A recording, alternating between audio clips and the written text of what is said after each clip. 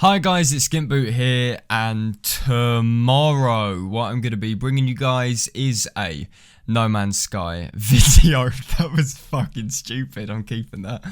And in today's video, what I'm going to be delving into is how multiplayer works as a feature in No Man's Sky. Now, I make this video due to the surface level of complexity in multiplayer and co-op play. There seems to be a lot of grey areas where players are unsure about certain things, specifically with player models and party size. So I feel like it's right to kind of explain some things, break it down for you, and maybe if you guys haven't yet bought No Man's Sky, this will make you understand the multiplayer a little bit better. And also, guys, if I missed any questions that you yourself would want to know, then feel free to ask them in the comment section of the video, and either me or the very clever and friendly members of the No Man's Sky community will be able to assist. But anyways, with all of that said and done, please do sit back and relax. Let's get started. Alright, so as we know, multiplayer was a basic feature that was introduced with the Atlas Rises update that dropped nearly a year ago. The introduction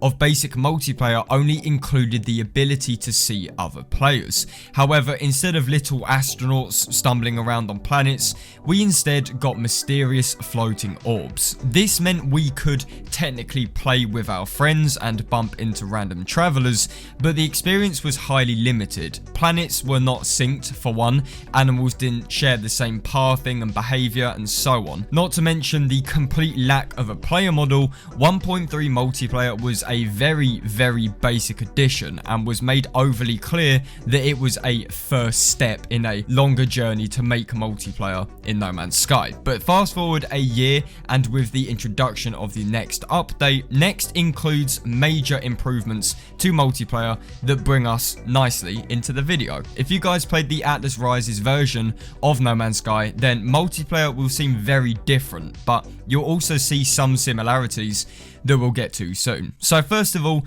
we have the actual process of finding a multiplayer game or hooking up with other players in general. Now, this is most likely a commonly known feature, as it's literally slapped in your face when you boot up No Man's Sky, but on the main menu, you will have two options to either join a friend's game or play on your own. Playing on your own is self-explanatory, it's like it has always been. However, people will have the option to join your game. This can be turned off in the network settings, which completely disable multiplayer. Joining a friend is simple. Clicking on join a game shows a list of your friends' games and with the amount of people out of 4. The party size, more on that soon. Joining their game allows you to take your character's progress. You can select a save which you would like to bring into their game. However, you will spawn in their system. So if you join your mate's game who has literally just started a fresh new save, you will spawn in their starting system and will be able to find each other. Now, the one thing I will admit I am confused about is the backing out of games, as if I recall right, leaving a friend's game and going solo of course brings you back to your own save, but with the progress you carried from their game. So this should mean that if you wanted to do the whole of the story together, one friend will always have the host server, as you will. That should be completely separate from your solo save in terms of location. Next up is player models and party sizes. So this seems to be a shady area for a number of different reasons, and conflicting players say different things. It's kind of hard to get a definite answer. As of right now, your party members, so friends you either invite or join directly, are displayed as astronauts. This comes bundled with their ships, their animations, their gestures, all of that stuff which has been shown off in the next trailers and multiplayer footage and so on. At this point in time, your party size is limited to 4 players. You can of course run into other players, you can bump into randoms, and you can see up to 16 players in total in one instance. But this is when things start to change. Once you have 4 players in your party, any additional travelers are shown as the 1.3 floating orbs. So in essence, you can see 3 astronauts, 4 including yourself, and another 12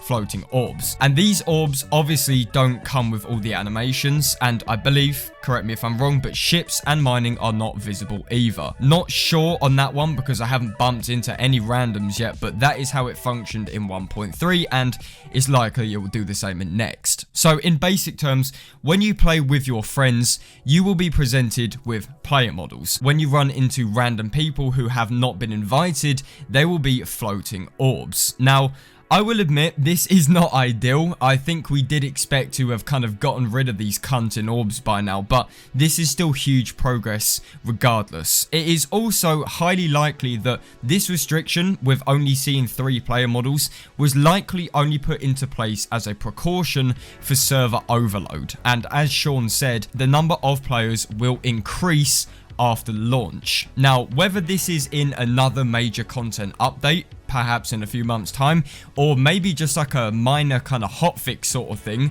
in the near future we should finally be able to see 16 player models at one time, no floating orbs, and that is a mental thought.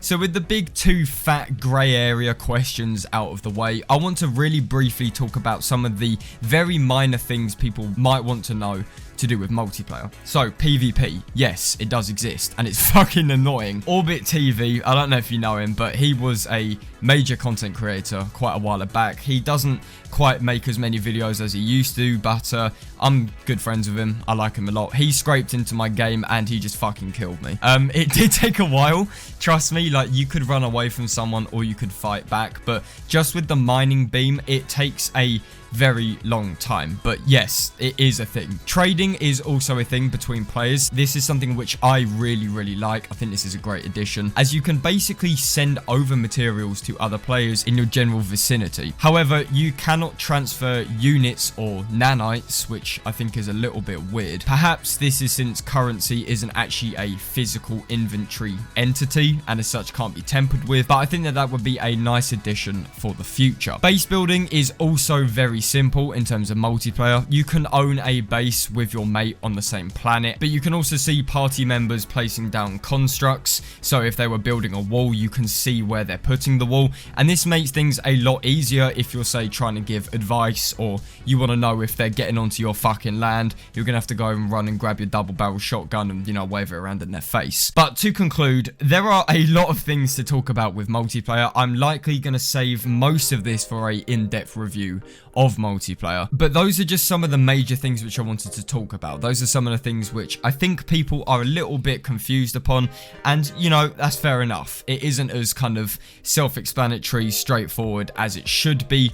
However, that is multiplayer. It does seem a bit confusing on the surface, but really, once you start to kind of get into it, understand how it works, it's essentially like a highly developed hybrid of like Atlas Rises multiplayer and the new Next multiplayer, like a kind of weird love child from the two. Further down the line, multiplayer will likely be a flawless feature with no floating orbs and no party size, or no limit should I say. But for now and in its current state, it's a huge improvement, but there is still so much more that can be done, and I know for a fact, and the community know for a fact, that Sean and the amazing people at Hello Games are gonna make multiplayer even fucking better.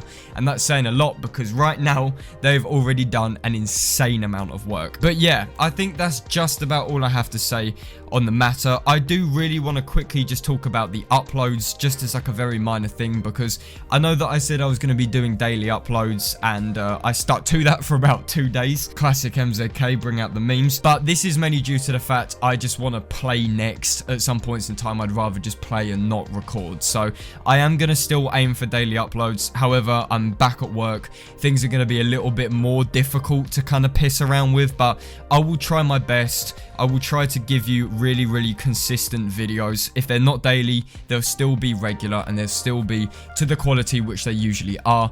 Not saying a lot, but yeah, I just wanted to clear that up in case any of you were worrying. Also, feel free to add me on Steam. My name is SkintBoot, you know, the name I used for the intro. You can play multiplayer with me, you can join my fucking game, do whatever you want. I want people to join my game. That's kind of the point of multiplayer. But yeah, I just want to say thank you guys for taking the time out of your day to watch this video. If you guys enjoyed it, then please do feel free to leave a like on it. And if you guys could also subscribe to MZK, then that'd be absolutely fantastic. And as always, I will see you guys on my next video. This is SkintBoot, signing out.